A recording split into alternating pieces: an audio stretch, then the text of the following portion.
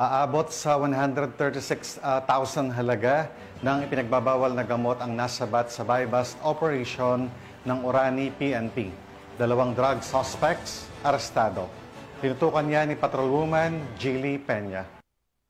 2 lalaki ang naaresto sa matagumpay na buy-bust operation na sinagawa ng mga tauhan ng Orani Municipal Police Station Drug Enforcement Unit katuwang ang Philippine Drug Enforcement Agency ng Region 3 sa Barangay Calero, Orani, Bataan. Nasa kote ang mga suspect matapos mahuling aktong nagbebenta ng isang sachet ng hinihinalang shabu sa isang pulis na nagpanggap na pusher buyer.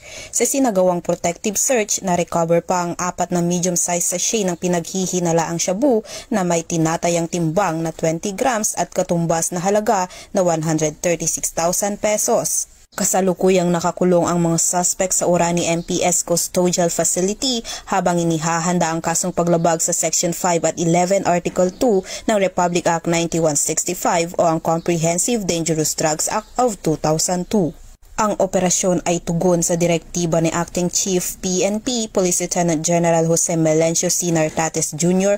ukol sa pagpapalakas ng managing police operations at pagpapatupad ng mas pinaigting na kampanya laban sa ilegal na droga sa buong suporta ni Police Brigadier General Ponce Rogelio I. Peñones Jr., Regional Director ng Police Regional Office 3. Sa ilalim ng pamumuno ni Police Colonel Marites A. Salvadora, Provincial Director ng Bataan Police Provincial Office, patuloy ang determinasyon ng mga kapulisan ng Bataan na sugpuin ang ilegal na droga sa lalawigan at tiyaking walang puwang ang mga sangkot sa ganitong gawain.